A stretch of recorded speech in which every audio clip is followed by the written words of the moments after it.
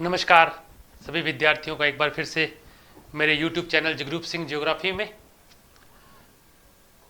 एक साल बाद वापस से चैनल पर काम जो है वो शुरू किया जा रहा है, वो भी लैब असिस्टेंट के पेपर के साथ। कल पेपर जो है वो होकर हटा है लैब असिस्टेंट का। NCERT से और RBSE बोर्ड की ओल्ड पुस्तकों से बहुत सारा मैटर आया। बहुत सारे संस्थान ये कह रहे हैं कि हमारे नोट से पेपर आया, हमारे यहाँ से पेपर आया, परंतु वाकई में पेपर बुक से ही आता है और उन्होंने भी किसी बुक से ही नोट्स जो है वो बनाए गए होते हैं। आज उसी पेपर पर चर्चा करने के लिए आपके साथ उपस्थित हुआ हूँ और सीधा उसी पर बात करते हैं। क्या मेरिट जाएगी ये सब RSSB के हाथ में है। प्रश्न संख्या 1 से शुरू करते हैं कि पहला जो प्रश्न था वो राजस्थान में बाजरे के बिंदुओं पर विचार करना था। बाजरा सबसे बड़ा उत्पादक है राजस्थान बाजरे का। अजमेर, नागौर, अलवर और भरतपुर ज्वार उत्पादक जिले हैं। राजस्थान का तिलहन व सरसों के उत्पादन में देश में प्रथम स्थान है। कपास के उत्पादन में भरतपुर अग्रणीय नहीं है। अगर किसी को ये एक बात याद थी और वो अगर डी ऑप्शन को पेपर में कट करता तो डी इसमें भी कट हो रहा था, इसमें भी कट, इसमें भी कट, बचा एक ही उत्तर सी। तो बाकी सभी बिंदु सही थे, परंतु ये ऑप्शन जो है डी ये गलत था। ये बात अपने को इसमें ध्यान रखनी थी। दूसरा जो प्रश्न था वो राजस्थान में प्राकृतिक वनस्पति के बिंदुओं पर विचार करना था कि राजस्थान में वन का क्षेत्र 9.57% है। सघन वन जो है वो सिरोही, बांसवाड़ा, डूंगरपुर, उदयपुर और राजसमंद में पाए जाते हैं। उष्ण कटिबंधीय कंटीले वन पश्चिमी शुष्क और अर्धशुष्क क्षेत्रों में पाए जाते हैं, परंतु शुष्क पर्णपाती वन राजस्थान के छोटे क्षेत्र में नहीं है, बड़े क्षेत्र में है। इसमें भी अगर आप डी को कट करते, इसमें डी कट, इसमें भी कट और इसमें भी डी कट, तो ए, बी और सी बिंदु ही इसमें भी बचता था।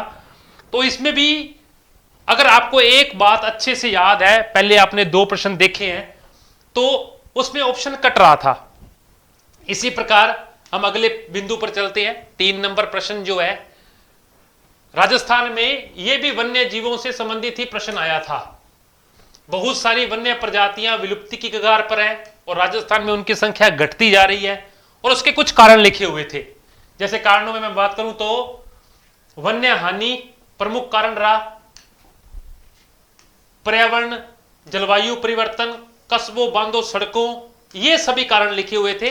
इसमें भी ए व आर सही था और इसकी व्याख्या सही थी।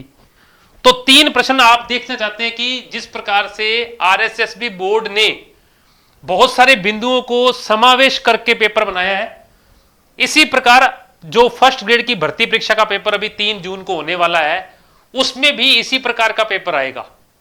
तो ये हम दोनों भर्ती परीक्षाओं के बीच में तालमेल को स्थापित कर सकते हैं कि बता सकते हैं कि इसी प्रकार से पैटर्न जो है वो RSSB बोर्ड भी लेकर चल रही है और RPSC भी लेकर चल रही है। तो 5-5 बिंदुओं तक बात जारी है और उसके बाद उनमें से जो है बिंदु पूछना शुरू किया गया है। अगले ऑप्शन पे चलते हैं। 4 नंबर प्रश्न, ग्रीष्म ऋतु में अधिकतम तापमान जून माह में दर्ज किया गया है। ग्रीष्म ऋतु में लू नामक गर्म हवा चलती है राजस्थान में और नीचे पूछा गया था कि कारण सही है या नहीं। तापमान अधिक होने का लू से कोई संबंध नहीं है। तापमान अधिक होने का लू से कोई भी संबंध नहीं है, परंतु दोनों बातें सही थी। ए भी सही था, आर भी सही था, परंतु उसकी व्याख्या सही नहीं थी। यह अगला प्रश्न था 4 नंबर। अगले बिंदु पर चलते हैं। बहते जल की भूआकृतियां। बहते जल की भूआकृतियों से प्रश्न आया हुआ है एक। प्रवाहित जल आर्द्र प्रदेशों का सबसे महत्वपूर्ण कारक है। स्थलगत प्रवाह के कारण परत अपर्दन होता है, सही बात है। नदी चलन का ढाल जितना मंद होगा उतना ही अधिक अपर्दन होगा, नहीं, अपर्दन उतना ही क्या होगा, कम होगा। युवा अवस्था में धारा विभाजक संकीर्ण तथा उठे हुए होते हैं। दलदली भूमि आर्द्र स्थलों व झीलों के साथ में, यह भी कोटेशन गलत है। युवावस्था में ये नहीं होता।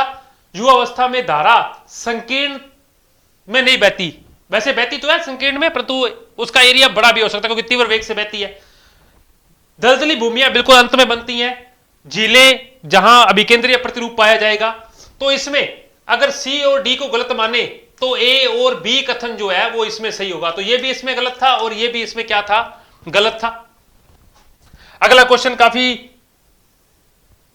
बढ़िया प्रश्नों में पूछा गया, हम दोनों प्रश्नों पे बात कर लेते हैं। सुमेलित करने वाले प्रश्न थे दोनों के दोनों। और चलिए, कौन सी चोटी कहां है? नंदा देवी उत्तराखंड में, कंचनजंगा सिक्किम के अंदर।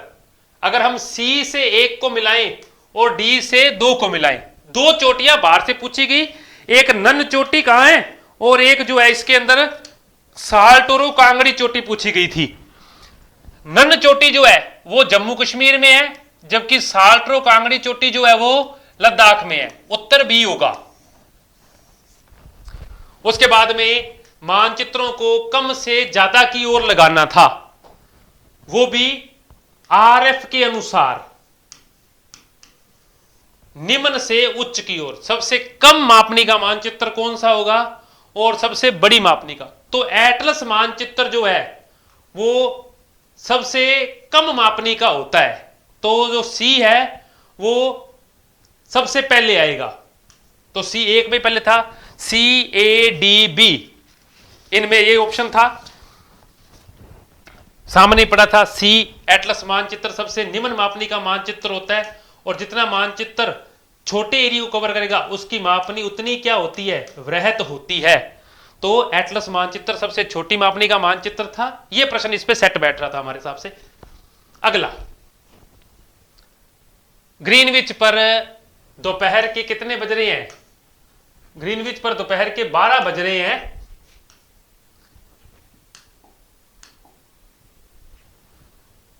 जीरो डिग्री पर दोपहर के 12 बज रहे हैं, तो 90 डिग्री पूर्वी पर 4 मिनट लगते हैं, 360 मिनट, 6 घंटे आपको समय में जो है वो आगे जाना था। तो इस समय यहां जो है प्रातः के कितने बज रहे होंगे? 6 बज रहे होंगे। कौन सा पृथ्वी की सतह की किसी भी प्रदत्त क्षेत्र की आकृति को शुद्ध दिखाता है? समक्षेत्र प्रक्षेप, ए होलोग्राफिक प्रक्षेप जो है वो इसमें सही क्वेश्चन था। ये वाला जो है नहीं, यथाकृतिक, सॉरी, यथाकृतिक जो प्रक्षेप है, ऑर्थोग्राफिक प्रक्षेप जो है वो पृथ्वी की आकृति को जो जैसी मैप पर होती है वैसी की वैसी सही दिखाता है। अगला,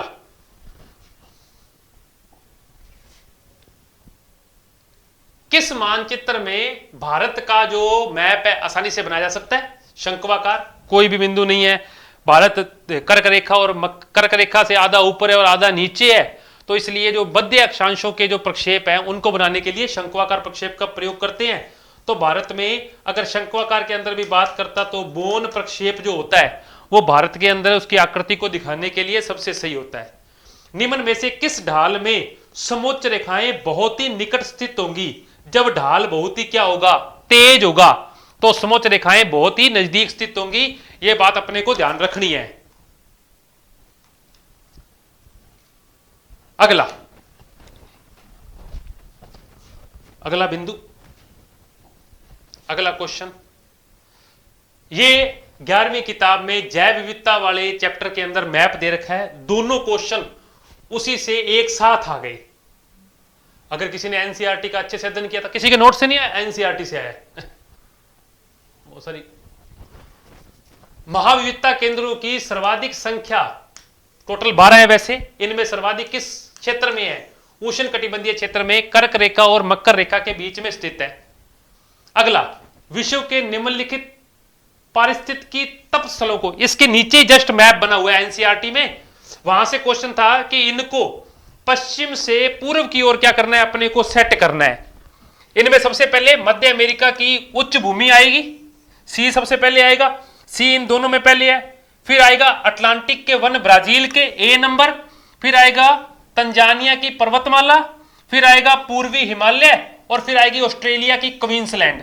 तो 1 नंबर उत्तर सी, ए, बी, डी और ई इसमें सही होगा। अगले क्वेश्चन पे बात करते हैं। बड़ा बढ़िया क्वेश्चन था। गंगा नदी का उद्गम गोमुख के पास गंगोत्री ग्लेशियर से होता है, सही बात है। देवप्रयाग में भागीरथी अलकनंदा से मिलकर गंगा बनाती है, बिल्कुल सही बात है। रुद्रप्रयाग में पिंडार नहीं मिलती, रुद्रप्रयाग में मंदाकिनी मिलती है अलकनंदा से, तो यह गलत था। यमुना गंगा की सबसे लंबी सहायक नदी है और सोन गंगा को दाएं तट पर मिलती है, ना कि बाएं तट पर। तो ए, बी और डी इसमें सही था। ए, बी और डी जो है इसमें सही उत्तर था। यह भी बढ़िया प्रश्न था। एनसीईआरटी का रिवीजन किसी ने अच्छे से किया है तो हो रहा था काम। अगला, कौन से आपदा प्रबंधन के उपाय शामिल हैं? अच्छा, यहां आपदा प्राकृतिक भी हो सकती है और आपदा मानव कृत्रिम भी हो सकती है। तो इसके अंदर सामान्य तौर पे अपने को संसाधन प्रबंधन भी हो सकता है, संरचनात्मक उपाय भी हो सकते हैं, जोखिम का मूल्यांकन भी हो सकता है। राहत वितरण और मुआवजा आपदा निवारण में काम नहीं करता। तो अगर बी और सी कटेंगे तो ए, डी और ई यह बिंदु था। अगला क्वेश्चन, नर्मदा अपना मार्ग बदलने के लिए कुख्यात है? नहीं है। कोसी नदी को झारखंड का शोक नहीं कहते हैं, बिहार का शोक कहते हैं। गोदावरी सबसे बड़ा प्रायद्वीपीय तंत्र है और कोसी एक पूर्ववर्ती नदी है। तो सी और डी किस बिंदु में थे?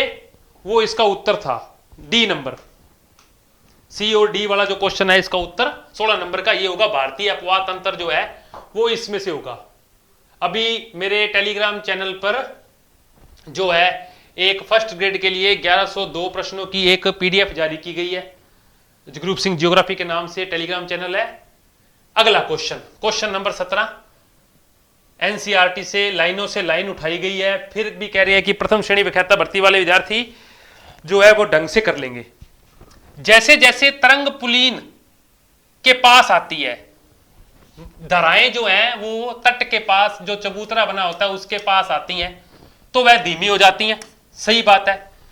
क्योंकि गतिशील जल और महासागर नित्तल के बीच घर्षण घटित होता है, क्योंकि गतिशील जल और महासागर के जो नित्तल भाग है, उच्चा बच्चा, उनके बीच में घर्षण घटित होता है। ए व आर सही है और इसकी व्याख्या भी सही था।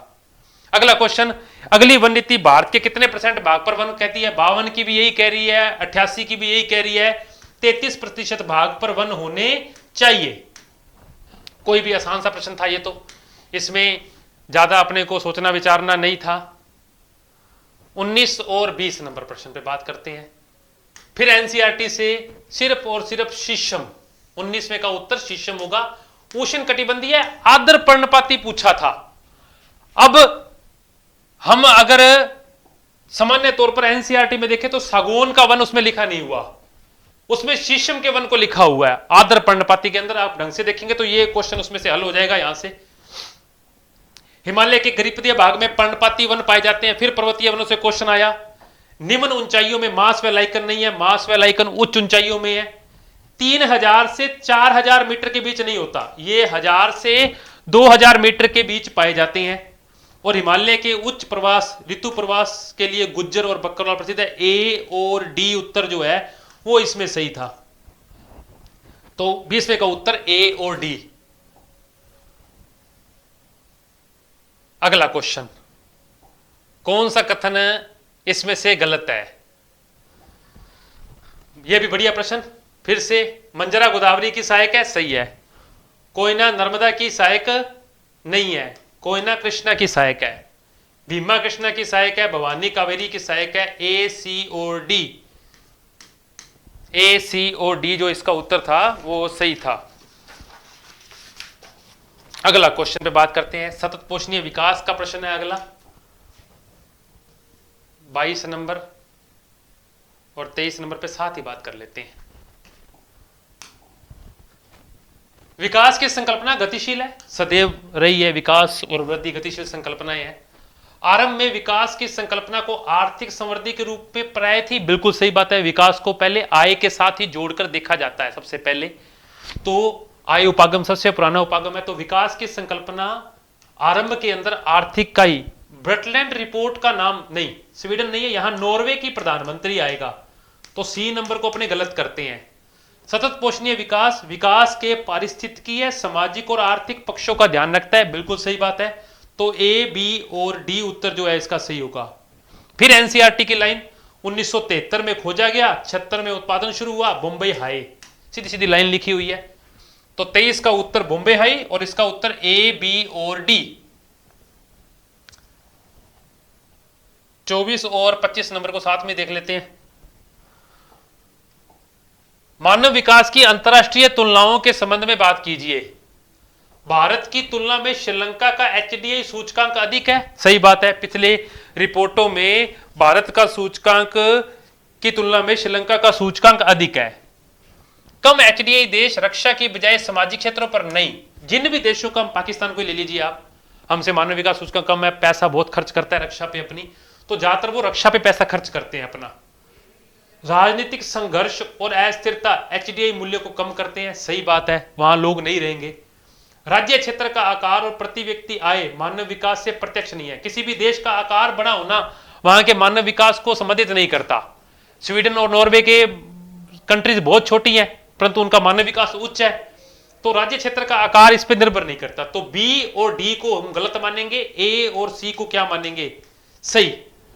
नीचे सामान्य से उत्तर था, क्वेश्चन था एक कि क्या क्या बिंदु इसमें से सही है। 25 और 26 मिलान करना था। प्रकाश का पुष्ट कारक, प्राकृतिक आपदा, हाँ, अपकर्ष कारक शांति और स्थायित्व, प्रतिभा पलायन, दक्ष कर्ष बल और ऋतु प्रवास पशुपालक जनजातियां करती हैं। तो ए का उत्तर 4 इसके अंदर है, बी का उत्तर 3 है, सी का उत्तर 1 होगा और डी का उत्तर 2 होगा। किस स्कॉलर ने, डॉक्टर महबूब उल हक ने सबसे पहले जो है वो मानव विकास को जो है प्रस्तुत किया है। तो 26 का उत्तर जो है वो ए होगा। हम इस क्वेश्चन पर विचार नहीं करेंगे, सीधा सीधा अगला क्वेश्चन। अन्नासागर झील अजमेर में, अन्नासागर झील अजमेर में, माही बांध बांसवाड़ा में, मच्छकुंड धौलपुर में और सीताबाड़ी 12 में। मच्छकुंड धौलपुर में ही है और सीताबाड़ी 12 में है। तो ये भी अपने को ध्यान रखना था। ए का उत्तर 3, बी का उत्तर 1, सी का 4 और डी का 2। ए का 3, बी का 1, ये ए नंबर उत्तर होगा इसका, 37 नंबर का। अगले प्रश्न में बात करते हैं। राजस्थान के सीमावर्ती राज्य कौन कौन से हैं, पूछे गए अपने से। चलिए राजस्थान के सीमावर्ती राज्यों पर बात कर लेते हैं और राज्य सड़क परिवहन निगम की भी बात कर लेते हैं। सड़क परिवहन निगम जो है वो मेरे को लगता है 1964 में शुरू हुआ राजस्थान के अंदर। इस बार विद्युत वाला आएगा अगले पेपर में। सिर्फ हिमाचल प्रदेश को काटना था, तो डी जिसके अंदर था ये रहा बी। ये 1964 में है। राजस्थान सड़क परिवहन निगम 1964 में है। अगले प्रश्न की अभी हमने पीडीएफ जारी की थी अपने चैनल पर, तो उसमें से प्रश्न ये बना है आसान सा। केवलादेव भरतपुर में है, नाहरगढ़ जयपुर में है, फिर ये कौन सा है, सरिस्का अलवर में और रणथंभौर सवाई माधोपुर में। तो ए का उत्तर 3, बी का उत्तर 1, सी का उत्तर 2। अगला मार्केटिंग ईयर। अब देखो 24-25 का डाटा पूछ रहे हैं ये। यहां भी इन्होंने यही पूछा कि राजस्थान खरीद के अनुसार, राज्यवार खरीद में हमारा 4th स्थान है। पता नहीं कैसा सा प्रश्न बनाना चाहते हैं ये। तो खरीद में राजस्थान का, वो भी 24-25 का डाटा। ये बात नहीं है कि 25 का डाटा पूछ लें या नई आर्थिक समीक्षा का डाटा पूछ ले, पुराना ही डाटा पूछे जा रहे हैं यहां भी। अगले प्रश्न पे बात करते हैं। भारत में किस खनिज का एकमात्र उत्पादक राजस्थान है? वोलेस्टोनाइट, सी उत्तर इसका होगा। अरावली की सबसे ऊंची चोटी गुरु शिखर सिरोही में स्थित है। किसे पक्षियों का स्वर्ग कहते हैं? घना राष्ट्रीय पार्क को, केवलादेव वाले को पक्षियों का स्वर्ग कहा जाता है। तो 44 का उत्तर जो है वो ए होगा। आसान से तीनों प्रश्न, जिसने अच्छे से अध्ययन किया था उसका ये पेपर सॉल्व हो रहा था। अगला, कौन सी नदी कहां से निकलती है? चंबल जनापाव की पहाड़ियों से निकलती है, बनास नदी खमनोर से निकलती है, और उसके बाद में पार्वती और ये पूछी गई थी। ए का 4, बी का 3, सी का 1 बाणगंगा विराटनगर से, और पार्वती विंध्यन से निकलती है। तो बचा उत्तर कौन सा बनता है इसका? B number. ए का 4, बी का 3, सी का 1 और डी का 2। अगला फिर, अब मुझे ये नहीं पता कि मार्च 19 का डाटा पूछा गया यहां वनों वाले बिंदु में, मार्च 19 का डाटा कि पेड़ों को सर्वाधिक सघनता के अनुसार जो है क्षेत्रफल के अनुसार सेट कीजिए। ठीक है, बीई पहले उदयपुर आएगा, फिर करौली आएगा, फिर आएगा 12, BEC, फिर अलवर और फिर चित्तौड़गढ़, BECAD। मार्च 19 का डाटा पूछा गया है पेड़ों का। देखो इतनी रिपोर्टें आ चुकी है, नहीं फिर भी। क्रमबद्ध उपागम का जनक अलेक्जेंडर वोन हम्बोल्ट है। एनसीईआरटी 11वीं की किताब का पहला चैप्टर में पेजों पर लिखा हुआ है ये। अगला, निम्न में से कौन सी मृदा निर्माण की प्रक्रिया जो है वो निर्भर नहीं करती है? कौन सा कारक इसमें नहीं है? प्लेट विवर्तनिकी को काट दीजिए, बाकी सब जो है वो निर्भर करते हैं। अगला क्वेश्चन, पृथ्वी की उत्पत्ति व विकास के बारे में सही कथनों की पहचान करें। चलिए, निहारिका परिकल्पना लाप्लास ने दी है, उसके अनुसार ग्रहों का निर्माण धीमी गति के घूमते हुए पदार्थों के बादलों से हुआ है जो सूर्य की युवावस्था से, सही बात है। बिग बैंग सिद्धांत को विस्तारित ब्रह्मांड प्रक्रिया भी कहते हैं। 1920 में इसे ओटो श्मिट ने नहीं दिया, इसे एडविन हब्बल ने दिया है। आरंभिक ब्रह्मांड में पदार्थ और ऊर्जा का वितरण समान नहीं था, सही बात है बिल्कुल। पृथ्वी की संरचना परतदार है जो समरूपी नहीं है, यह बात भी सही है। बी को गलत करना था सिर्फ, तो ए, सी और डी जो है वो इसका उत्तर होगा। अगला, एस तरंगों के बारे में बात चल रही थी। एस तरंगे जो है वो द्वितीयक तरंगे केवल ठोस माध्यम में चलती हैं, सही बात है। परावर्तन तरंगों को प्रतिक्षेप करता है, और ये बात जो आवर्तन है तरंगों को विभिन्न दिशाओं में जो है वो खिंडाता है, तो विभिन्न दिशाओं में प्रतिस्थापित करता है ऐसे टकराने के बाद में। तो दोनों कथन अपने आप में सही है, परंतु ये इसकी व्याख्या नहीं है। दोनों कथन अपने आप में सही है, परंतु इसकी व्याख्या ये कथन नहीं है। विश्व की जनसंख्या असमान रूप से वितरित है, फिर ये बात। और नीचे लिखा हुआ है कि एशिया में बहुत कम स्थानों पर कम लोग और कम स्थानों पर अधिक लोग रहते हैं। विश्व की जनसंख्या असमान रूप से वितरित है, इसके बहुत सारे कारण हैं। मेरे हिसाब से इसका उत्तर व्याख्या सही नहीं वाला होगा, है तो दोनों कथन सही। यह कथन जॉर्ज बी क्रेसी का है, आप एनसीईआरटी को पढ़ेंगे तो जॉर्ज बी क्रेसी का कथन है ये। तो एशिया में बहुत कम स्थानों पर अधिक लोग और अधिक स्थानों पर बहुत कम लोग रहते हैं, और विश्व की जनसंख्या असमान रूप से वितरित है, तो ये इसका सुमेलित वाला बात नहीं है मेरे हिसाब से। बाकी उनके उत्तर मानने पर है। भारत में निम्न ऋतुओं को उनके अनुसार मिलान करना था, कौन सी किस महीने में मिलती है भाई? शीत ऋतु दिसंबर से अप्रैल तक चलती है।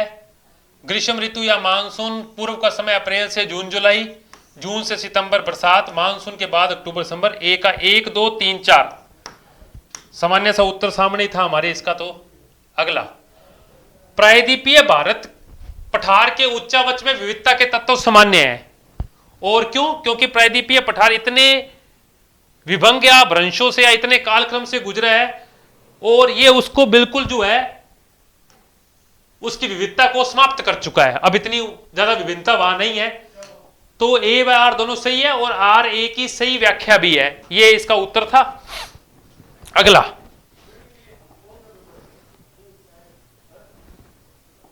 चौपन नंबर, अरब सागर और बंगाल की खाड़ी के अपवाह तंत्र को अलग करता है। लघु हिमालय को काटो, सिर्फ सी को। सह्याद्री भी करता है, सह्याद्री की इधर की नदियां इस तरफ गिरती हैं और उससे उधर वाली इस तरफ गिरती हैं। तो ए, बी और डी इसका उत्तर होगा। ए, बी और डी इसका उत्तर होगा। अगला, भारत के विभिन्न हवाई पतनों को और दुनिया के विभिन्न हवाई पतनों को उत्तर से दक्षिण की ओर जो है वो व्यवस्थित कीजिए। इसका उत्तर भी A B C D, Berlin, Paris, Geneva और मैड्रिड। अगला, उत्तरी अमेरिका की महान झीलों निम्नलिखित भूआकृतिक विशेषताओं में जो है उपस्थिति के कारण सामान को छोटे मालवाहक पौधों पर लादना पड़ता है। क्यों? क्योंकि महान झीलों में बहुत सारी शिप्रिकाएं बनी हुई हैं, इसलिए सामान को अलग अलग दिशाओं में लादा जाता है बार बारी। तो ये इसका उत्तर था। अगला क्वेश्चन, भारत में मानसून प्रत्यावर्तन यानी मानसून के लौटने के महीने अक्टूबर और नवंबर है। उत्तर भारत में शीतोष्ण कटिबंधीय चक्रवातों द्वारा शरद वर्षा रबी की फसलों के लिए अधिक लाभदायक है। इस दोनों कथन है तो सही, परंतु इनका इनसे कोई संबंध नहीं है, ऊपर से इसकी कोई व्याख्या नहीं है। देखो बहुत सारे प्रश्न जो है कथन कारणों वाले आए हैं इस पेपर में। चलिए, पनामा नहर के बारे में कुछ विचार करना था। पनामा नहर के पूर्व में अटलांटिक महासागर है और पश्चिम में कौन सा महासागर है? प्रशांत है। पनामा नहर पनामा सिटी और बलबाओ को नहीं जोड़ती शायद तक, इसमें जो है वो बी कथन जो है वो गलत है। यहां शायद तक कुलून बंदरगाह है जहां तक मुझे याद है। ये नहर 82-80 किलोमीटर के आसपास लंबी है, तो बी भी गलत हुआ, सी भी गलत हुआ, बच गया ए, डी और ई। इसका लैटिन अमेरिकी अर्थव्यवस्था के लिए महत्वपूर्ण है। इसका निर्माण संयुक्त राज्य अमेरिका द्वारा किया गया। हम्बोल्ट ने इसका विचार प्रस्तुत किया। ये हम प्रथम श्रेणी विख्याता भर्ती में हम्बोल्ट जब पढ़ते हैं तो वहां इसका जिक्र होता है। अगला, कौन सा जो सेंटर है वो इसके ऊपर स्थित है? स्टेशन जो है, ए का उत्तर 3, कजान जो है वो पार साइबेरियन रेल मार्ग पर है। ए का उत्तर 3-2 में है। फिर पार कनेडियन पर रेजाइना, रेजाइना कनाडा की एक सिटी है, तो बी का उत्तर 1। इंडियन पैसिफिक पर ब्रोकन हिल और ओरिएंट एक्सप्रेस पर बुडापेस्ट, तो ये इसका उत्तर होगा।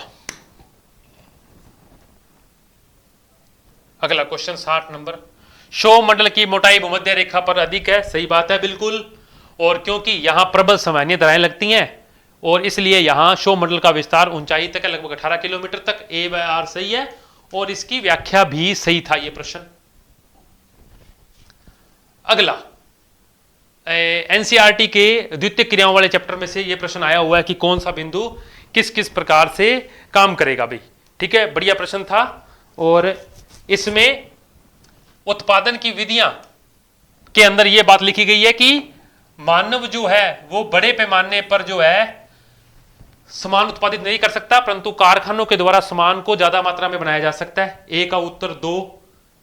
यंत्रीकरण का मतलब होता है उपकरणों और स्वचालन तकनीक का प्रयोग। उसके बाद में संरचनात्मक ढांचा, चरम विशेषीकरण और नवाचार जो होता है वो गुणवत्ता नियंत्रण के लिए शोध व विकास को समझाता है। यह उत्तर होगा A2, B3, C1 और D4। फर्स्ट ग्रेड के विद्यार्थी ये बात ध्यान रखें कि इसे अच्छे से याद कर लेंगे, पढ़ लेंगे सभी चीजें। सबसे प्राचीन नगर वाराणसी, मध्यकालीन हैदराबाद, कलकत्ता ब्रिटिश और चंडीगढ़ स्वतंत्रता के बाद बना हुआ है। ABCD, डी उत्तर होगा भाई इसका। पंचम क्रियाकलाप के लोगों को गोल्डन कॉलर वर्कर कहते हैं, हीरा या डायमंड कॉलर वर्कर कहते हैं। और इसके अंदर उच्च कौशल युक्त वरिष्ठ कार्यकारी, परामर्शदाता और नीति निर्माता सम्मिलित है। व्याख्या भी सही है इसकी। बहुत ही बढ़िया पेपर बनाया हुआ वाक्य में। सरसों, निम्न में से कौन सी इसकी फसल नहीं है? सरसों।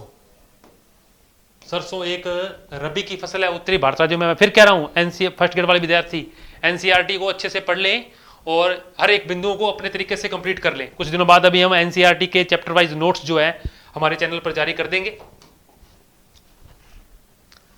अगला क्वेश्चन, नदी घाटियां विश्व के सर्वाधिक अधिक सघन बसे वाले भागों में से एक है। क्यों? क्योंकि यह आरामदायक जलवायु क्षेत्र, वहां मौसम अधिक नहीं है, अधिक लोगों को आकर्षित करता है। बातें तो सही हैं परंतु व्याख्या सही नहीं है। बातें तो सही हैं परंतु व्याख्या सही नहीं है। परंतु व्याख्या सही नहीं है। 66 नंबर क्वेश्चन, गंदी बस्तियों के बारे में कुछ बातें लिखी हुई थी, हमें इन पे विचार करना था। नगरीय मलिन बस्तियों में खराब सफाई दशाएं, खुले में शौच की स्थिति पाई जाती है। संकरी गलियां इनके सामान्य विशेषता है। नगरीय केंद्रीकृत असमरूपी और विभेदीकृत होते हैं। ए को इधर लगाया गया था, यह बात गलत थी। मलिन बस्तियों के निवासियों की स्वच्छ पेयजल तक पहुंच नहीं होती। ए और बी सही थे। पल्लीकृत बस्तियां भौतिक रूप से एक दूसरे से पृथक व अनेक इकाइयों में बटी होती हैं, परंतु उन सब का नामकरण जो होता है वो एक ही होता है। पल्लीकृत बस्तियां अक्सर मध्य गंगा के मैदान और हिमालय की निचली घाटियों में पाई जाती है। सही बात है, परंतु इसके ऊपर वाले की व्याख्या नहीं है। तो ए व बी दोनों सही है, परंतु उसकी व्याख्या सही नहीं है। अगला, भारत के निम्न पत्तनों को उत्तर से दक्षिण के क्रम में व्यवस्थित कीजिए। भाई मैप से इतने सारे प्रश्न आए हैं एनसीईआरटी से, इधर सेट करवाया गया उत्तर दक्षिण पूर्व पश्चिम, यहां फिर समुद्री पतन जो है वो एनसीईआरटी से पूछे गए हैं कि इन्हें जो है व्यवस्थित कीजिए। भाई ऊपर दक्षिण ए बी सी डी था, सबसे दक्षिण से उत्तर, सॉरी, बिल्कुल दक्षिण में विशाखापट्टनम, फिर पाराद्वीप, फिर हल्दिया और फिर कलकत्ता। फिर एक क्वेश्चन, नगरीय धूम्र कोरा वायुमंडलीय प्रदूषण का परिणाम है। सही बात है, बिल्कुल। जल प्रदूषण के कारण अम्ल वर्षा होती है? नहीं, अम्ल वर्षा वायु प्रदूषण के कारण होती है। ए सही है, परंतु आर सही नहीं है। बढ़िया प्रश्न था ये भी। ए सही है परंतु आर सही नहीं है। अगले क्वेश्चन में सुमेलित करना था कि ज्वालामुखी की आकृतियां, डाइक हमेशा लंबवत जमाव होता है, सिल हमेशा क्षैतिज जमाव होता है।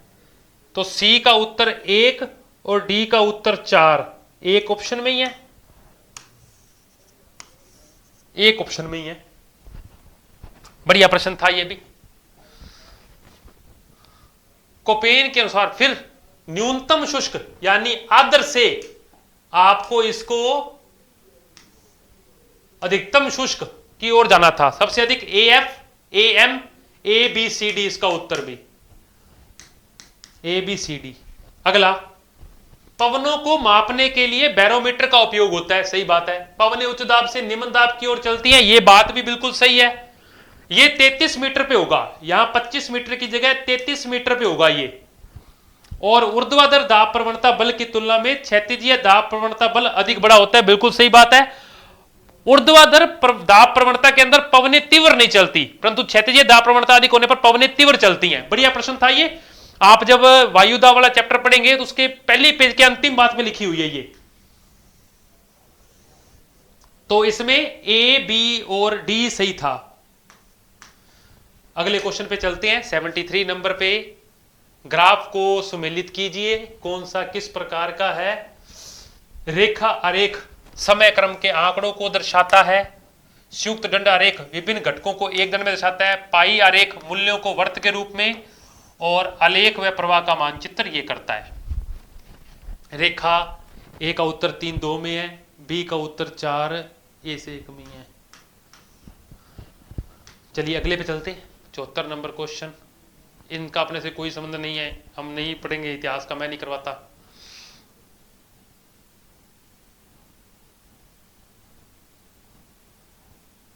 बिजोलिया। चलिए, तांबे के उत्पादन में हमारा मध्य प्रदेश के बाद में दूसरा स्थान है भाई।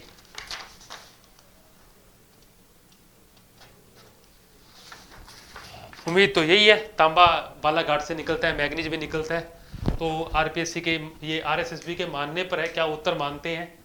ये भी सही है और मुझे लगता है कि ये भी सही है, मैग्नीज भी हो सकता है इसका उत्तर। मैग्नीज हमारे यहाँ काला खूंटा, ये लीलावणी, इन सब से निकलता है। तांबा भी सर्वाधिक वहां से निकलता है, परंतु खेतड़ी नंबर 2 पर है।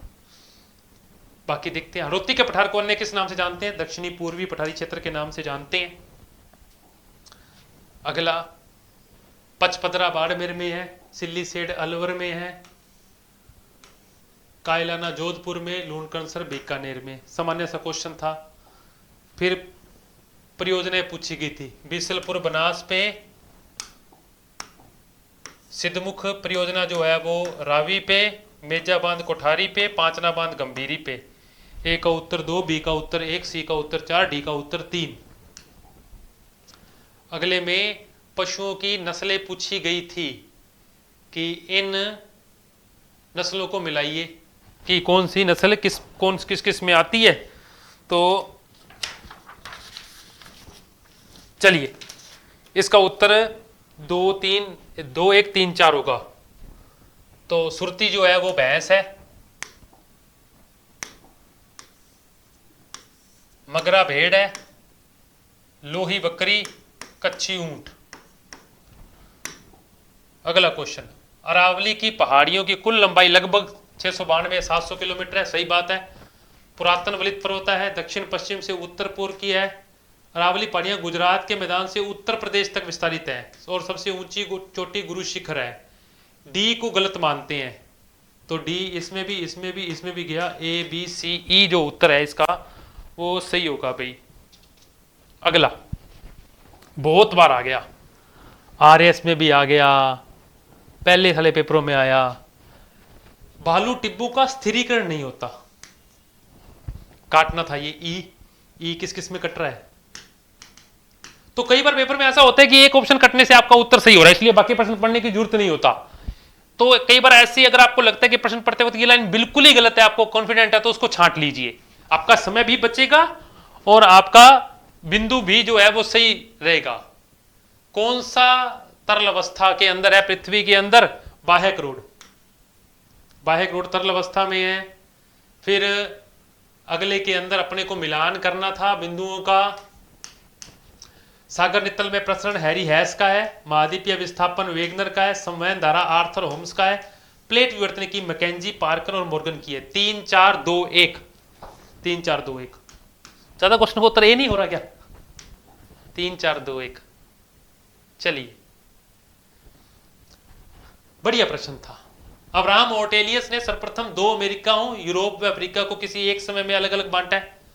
64 में बुलर्ड ने कंप्यूटर आधारित एक मानचित्र बनाया, बी भी सही है। टिलाइट हिमानी निक्षेप है। और ये जो युग है ये कैम्ब्रियन का नहीं है, ये जुरासिक युग का है।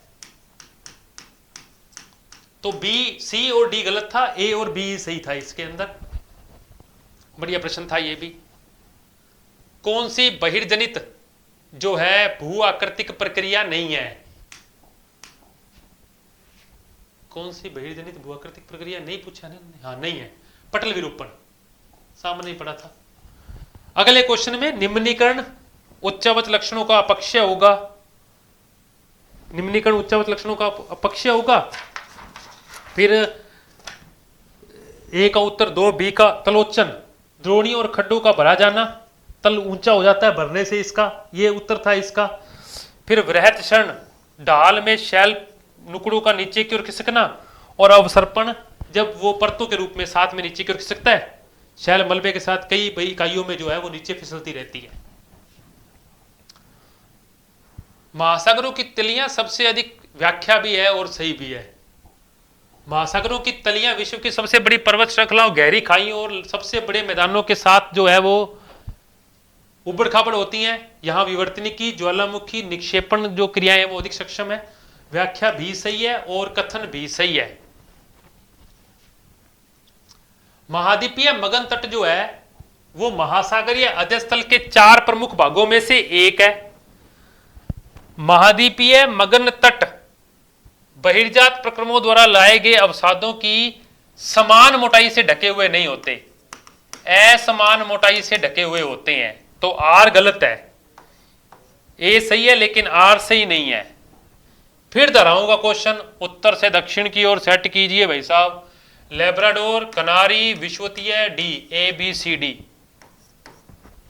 डी उत्तर होगा इसका। लेब्राडोर ऊपर ग्रीनलैंड के पास में, कनारी इधर वाली साइड यूरोप से नीचे की ओर आती है। विश्वतीय की प्रतिधारा दोनों उत्तरी और दक्षिण धाराओं के बीच में चलती है, और ब्राजील धारा नीचे दक्षिणी गोलार्ध के अंदर है। तो उत्तर से दक्षिण के अंदर इसका यही क्रम था। महासागरीय परिसंचरण एक अक्षांशीय पेटी से दूसरी में ऊष्मा का स्थानांतरण करता है। सही बात है। 2 प्रकार से ऊष्मा का स्थानांतरण होता है, पवनों से 75% और धाराओं से 25%। तो यह कथन था। महासागरों के पूर्वी भागों में गर्म जल धाराएं प्रवाहित होती हैं, महासागरों के पूर्वी भागों में, जबकि महासागरों के पश्चिम भागों में ठंडी जल धाराएं प्रवाहित होती हैं। महासागरों के पूर्वी भागों में गर्म और ठंडी जलधाराएं, जबकि इधर की ओर ये, इसमें ये कथन गलत है, जरूरी नहीं होता ये। हमारे कनारी की धारा इस तरफ बह रही है पूर्व की तरफ, कैलिफोर्निया की धारा इस तरफ बह रही है पूर्व की तरफ महासागरों में, तो ये कथन इसमें गलत है। तो ए सही है लेकिन आर सही नहीं है।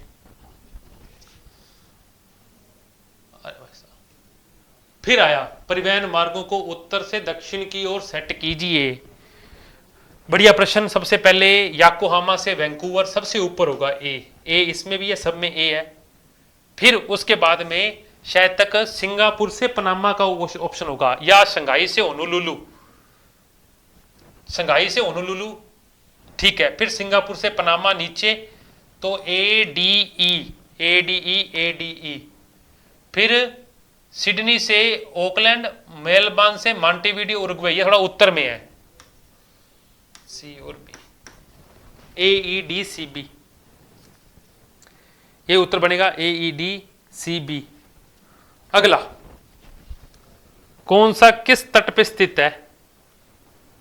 ट्रांस साइबेरियन रेल मार्ग के लिंक पूछे गए थे।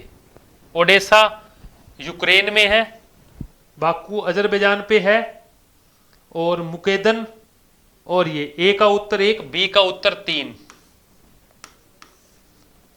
फिर आ गया मुकेदन चीन में और ताशकंद उज्बेकिस्तान में, ये उसका उत्तर बनना था।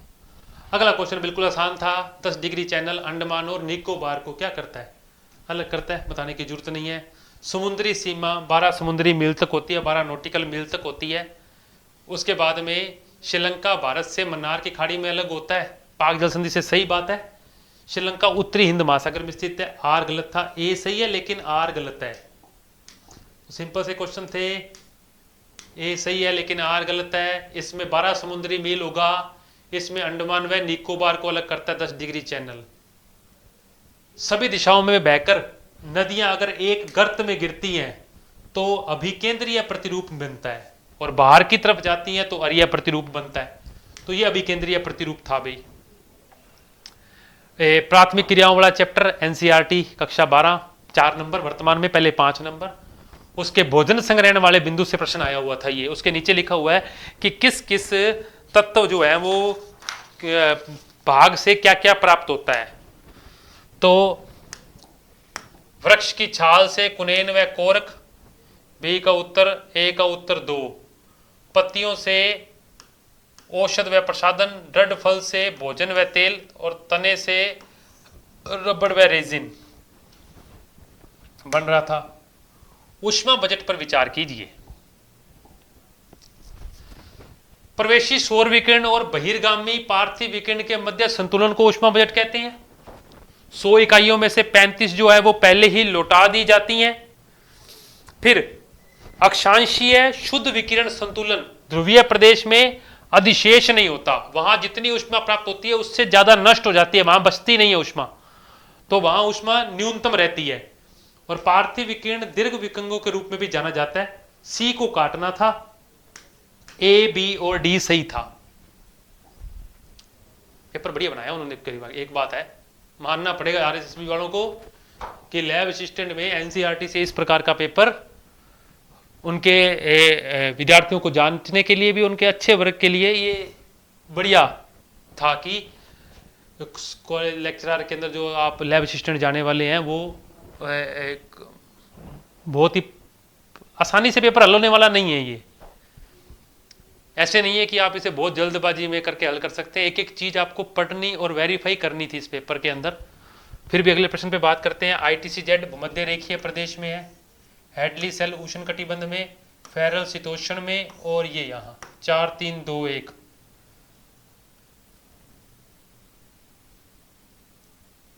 सॉरी 4 3 2 1, ओ सॉरी 3 4 2 1, पहले का 3 मैंने मिलाया के ऊपर 3 4 2 1। कितने मतलब कथन कारण वाले प्रश्न आए हैं इस पेपर में। ओस ठंडी सतहों पर बनती है, बिल्कुल सही बात है। और जब घास पत्तियां पेड़ों और पत्तियों ठंडी सतह पर जल की बूंदें रह जाती हैं ऐसे करके।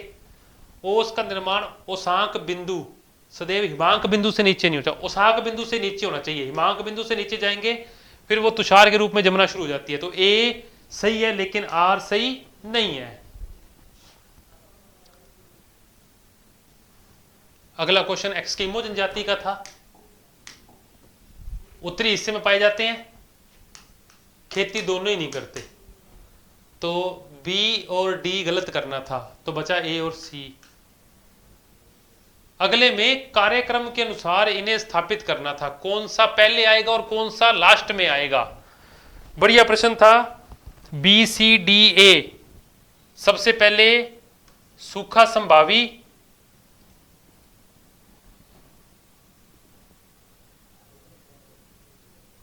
B C D A, D B C होना चाहिए। गहन कृषि कार्यक्रम 1964-65 में शुरू हुआ है और ये बाद में शुरू हुआ है। डीबीसी उत्तर होगा इसका, डीबीसी उत्तर होगा।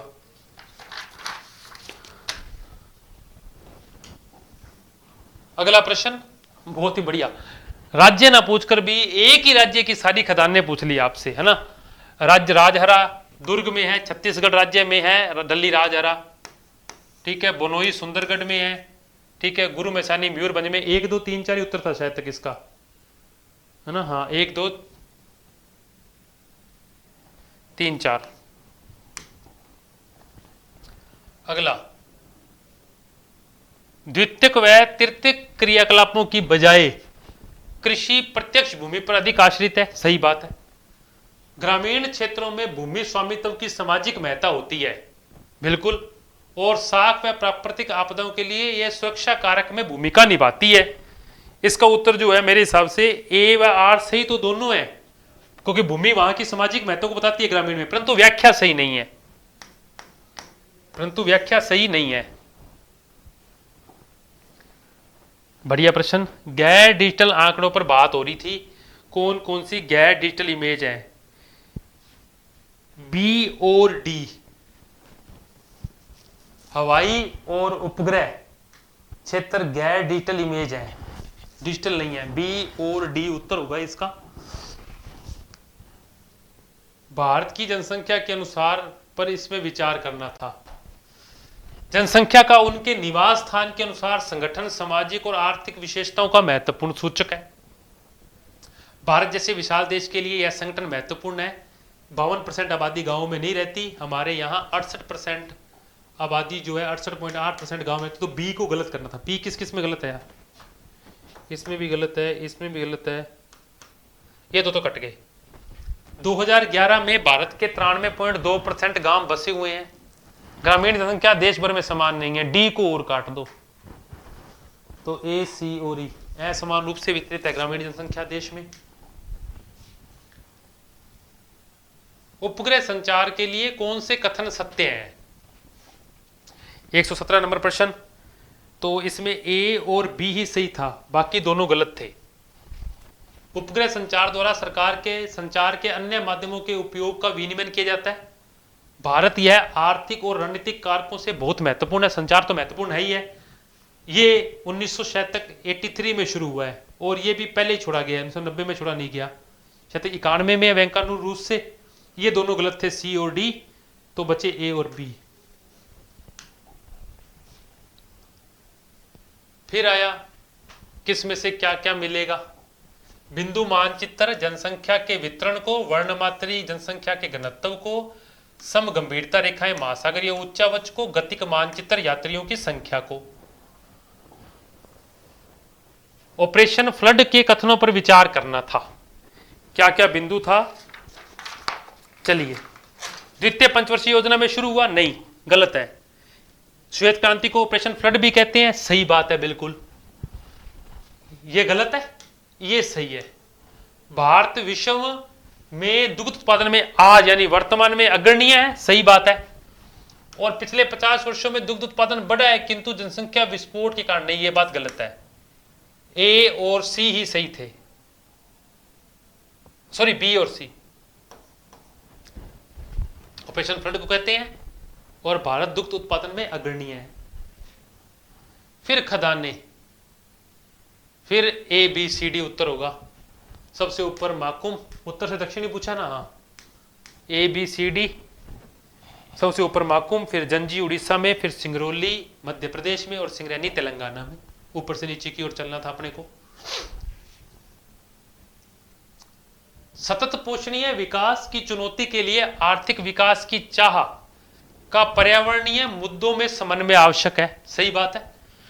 जीवाश्म ईंधन अधिक समान रूप से वितरित है तथा पर्यावरण अनुकूल है। नहीं, आर गलत है, ए सही है। ये तो कोई भी कर, ऐसे प्रश्न इन्होंने बनाए तो हैं परंतु इतने भी टफ नहीं है ये। चलिए, भारत की प्रशासनिक इकाइयों के भौगोलिक क्षेत्रफल मापन के लिए भारतीय सर्वेक्षण विभाग उत्तरदायी है और भारतीय राजस्व विभाग ने भारत में भूमि उपयोग को 9 भागों में बांटा है। बिल्कुल सही बात है, आप एनसीईआरटी में पढ़ते हैं तो 9 प्रकार का भूमि उपयोग है। दोनों की दोनों बातें सही है परंतु व्याख्या सही नहीं है। इसका भौतिक विभागों से कोई लेना नहीं है। ये कृषि के लिए काम कर रही है या सामान्य भारत के भौगोलिक विवरण के लिए काम कर रही है और वो भौतिक विवरण के लिए काम कर रही है। अगला, इंदिरा गांधी नहर 48 में शुरू की गई। इसका निर्माण 2 चरणों में किया गया। इसमें भी सी और डी जो है वो सत्य है। 48 में शुरू की गई। 48 में तो कंवर सेन ने सिर्फ और सिर्फ विचार रखा है इसका। शुरू 56 में की गई इसे। यह भी गलत था, यह भी गलत था। बच गया सी और डी। सी और डी। जीआईएस संबंधी कार्य में सम्मिलित प्रक्रियाओं का सही क्रम क्या है? सबसे पहले कौन सी प्रक्रिया आएगी, सबसे बाद में कौन सी प्रक्रिया आएगी? सबसे पहले आंकड़ा इनपुट करेंगे, फिर उन्हें प्रविष्ट करेंगे, सत्यापन संपादन करेंगे, संपर्क स्थापित करेंगे और स्थानिक विश्लेषण करेंगे। A B C D E line में थे ये। अगला, इतिहास का प्रश्न अपने नहीं हल करेंगे।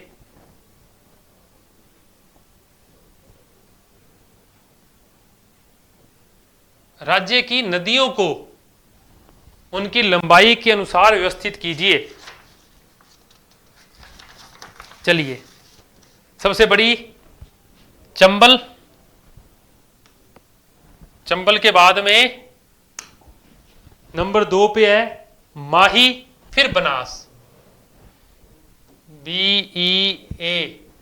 बीईए देखो ये रहा, फिर लूणी और फिर जो है तुम्हारी बाण गंगा। फिर चोटियों को उनके ऊंचाई के अनुसार उच्च से निम्न। सबसे उच्च इसमें देलवाड़ा है, डी सबसे ऊपर होगी, डी 1 में ही होगा। ये रहा। इसलिए कह रहा हूं अगर आपको एक प्रश्न पता है तो बिंदु ऐसे हल हो जाता है। तो 132 का उत्तर 1 होगा। अगला, अब राज्यों को उनके क्षेत्रफल के अनुसार बड़े से छोटे में व्यवस्थित करें। नए वाले हैं कि पुराने वाले हैं पता नहीं है, परंतु पेपर का पैटर्न देखें तो पुराने वालों से ही है। तो पुराने वालों जिलों के अनुसार ही राजस्थान के जिलों को उनमें स्थापित करना था। सबसे बड़ा जिला बाड़मेर है, बाड़मेर के बाद में नागौर, नागौर के बाद में जोधपुर, DAC, फिर पाली और फिर चूरू। चलिए अगले पे, पशुधन के अनुसार व्यवस्थित कीजिए। सर्वाधिक मात्रा में क्या है, सबसे कम मात्रा में क्या है? तो इनमें भी DCABA, सबसे DCEBA, ऊंट, भेड़, भैंस, मवेशी, गाय और बकरियां। यही होगा क्रम क्या?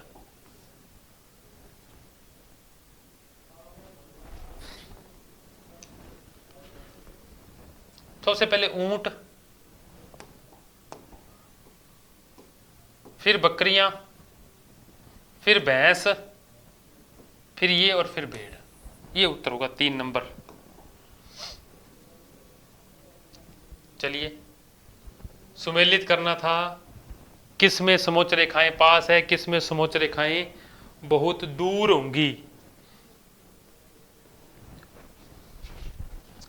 भृगु कुछ इस प्रकार से बनता है क्लिफ, तो ये समोच्च रेखाएं बहुत पास पास होंगी, फिर समोच्च रेखाएं दूर दूर होंगी। बहुत तीक्ष्ण परंतु लंबवत भूआकृति होती है। फिर पठार नियमित अंतराल पर ये होती हैं, शंकु आकार में किनारों पर तो पास पास होंगी, और ये घाटी में किनारों पर पास पास होंगी, और ये यहां होगा। ये उत्तर बनेगा इसका। भूस्थैतिक उपग्रह बहुत बार आ गया, कितनी ऊंचाई पर छोड़े जाते हैं? 36,000 किलोमीटर पे छोड़े जाते हैं, याद रखना है सिर्फ और सिर्फ। फिर संवेदक का प्रश्न। एक संवेदक जो होता है वो विद्युत चुंबकीय विकिरण को संकलित करता है और इन्हें बदलता है, सही बात है। कैमरा, छायाचित्र तथा गैर फोटोग्राफिक संवेदक एक इसका उदाहरण है। स्कैनर गैर छायाचित्रक फोटोग्राफिक संवेदक का उदाहरण है। एक छायाचित्र संवेदक प्रतिबिंब को बिट दर बिट पंक्ति के रूप में जो है वो स्थापित करता है। इनमें से तुमको सही कथन ढूंढने थे। इसमें से ए भी सही है, बी भी सही है और सी भी सही है, परंतु डी गलत है। कभी भी छायाचित्रक संवेदक बिट बाय बिट काम नहीं करता और पंक्ति दर पंक्ति के रूप में प्राप्त नहीं करता, क्षेत्र बाय क्षेत्र प्राप्त करता है उसे। तो इसमें तुमको डी काटना है, ठीक है? तो बच गया ये ए, बी और सी। जीआई जीपीएस से अच्छे प्रश्न आए हैं। मानव भूगोल मानव समाजों के बीच में एक अध्ययन है, फ्रेडरिक रेडजेल की परिभाषा है। अंडमान निकोबार की चोटियों को उनके अनुसार सुमेलित करना था भाई, ठीक है? तो सबसे पहले सी आरोही क्रम में, सबसे पहले सी बी डी ए, अवरोही नहीं, कम से ज्यादा की ओर। सबसे बड़ी सैडल पीक है तो ए सबसे लास्ट में आएगा, तीनों में ए लास्ट में। सबसे छोटी माउंट कोएब है तो वो सबसे पहले आएगी, तो सी सबसे पहले एक में ही था। बढ़िया प्रश्न। 5-5 कथन बना चुकी है। अगले मुझे लगता है ना कुछ सालों बाद 6-6, 7-7 आने लग जाएंगे। उत्तरी मैदान सिंधु, गंगा और ब्रह्मपुत्र की नदियों में जलोढ़ से निर्मित है, सही बात है। बाबर प्रदेश जो है वो तराई, बाबर के बाद में तराई, सघन वनस्पति वाला पंक्ति और दलदली क्षेत्र है। तराई प्रदेश बाबर के दक्षिण में पंकिल धाराओं वाला क्षेत्र है, वहां धाराएं बाहर निकलती हैं। खादर पुराना जलोढ़ है और बांगर नवीन जलोढ़ है, गलत है। खादर नवीन जलोढ़ होता है, बांगर पुराना जलोढ़ होता है। डी गलत हो रहा था। डी किस किस में कट रहा है? इसमें, इसमें, इसमें। तो ए, सी और ई, ए, सी और ई होगा, ठीक है। अगला, तमिलनाडु तट जो है दक्षिणी पश्चिमी ऋतु के दौरान सूखा रहता है, बिल्कुल। धाराएं सीधी निकल जाती है, लौटते मानसून से वहां वर्षा होती है। तमिलनाडु तट दक्षिणी पश्चिमी बंगाल की शाखा के समानांतर है और अरब सागर के प्रदेश में स्थित है, सही बात है, बिल्कुल। ए सही है और इसकी व्याख्या भी सही है। बढ़िया प्रश्न था। हिमालय भारत की उत्तरी सीमा करता है। हिंदू कुश और सुलेमान पर्वत श्रृंखला भारत के उत्तर पश्चिम में स्थित है। पूर्वांचल पहाड़ियां भारत के उत्तर पश्चिम में स्थित है, गलत हो गया ये तो। पूर्वांचल पहाड़ियां भारत के उत्तर पूर्व में स्थित है। काटो, सी को काटो। ए, बी, ई। हिंद महासागर भारत की दक्षिणी सीमा बनाता है, ना कि पूर्वी सीमा। ऐसे क्वेश्चन है ना, बस लेंथी सा है पेपर। इतिहास पर अपने कोई बात नहीं करेंगे।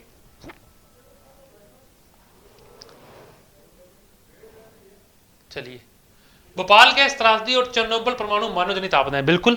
दुनिया की सबसे बड़ी परमाणु घटना है। मानव जनित आपदाएं विवर्तनिकी संचालनों के द्वारा होती है, नहीं। ए सही है लेकिन आर सही नहीं है। ए सही है लेकिन आर सही नहीं है। अगला, हिमालय क्षेत्र भूकंपों के प्रति अति असुरक्षित क्षेत्र है। हिमालय प्लेट अभिसारी मंडल में अवस्थित है, जहां दोनों टकराती हैं। ए व दोनों सही हैं और उसकी व्याख्या वैसी, क्योंकि भारतीय प्लेट जो है वो ऊपर वाली प्लेट के नीचे जा रही है।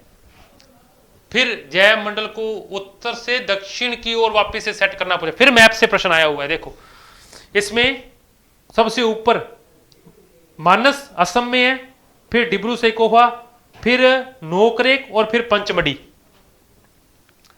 अगला प्रोजेक्ट टाइगर 73 में शुरू हुआ, सही बात है, बिल्कुल।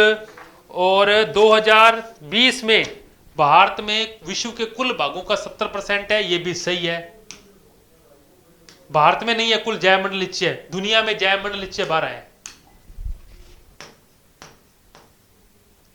नहीं यार, भारत में जैव मंडल नीचे बहुत हो गए, बढ़ गए। तो ये भी गलत है और ये भी गलत है, ये सही है और ये सही है, ए और डी।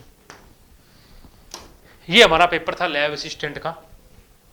कुछ एक बिंदु क्लियर हुए हैं, मैंने साल बाद क्लास रिकॉर्ड की है तो थोड़ा सा अब हम धीरे धीरे इसको कंटिन्यू करूंगा मैं इसे, और कुछ एक बिंदु पर हम बात करना शुरू करेंगे। चैनल को शायद लाइक करें, सब्सक्राइब करें। टेलीग्राम पर भी चैनल बना हुआ है, वहाँ भी हम कुछ नोट्स और पीडीएफ जो है वो डालते रहते हैं। तो मिलते हैं अगली क्लास में, तब तक के लिए जय हिंद जय भारत।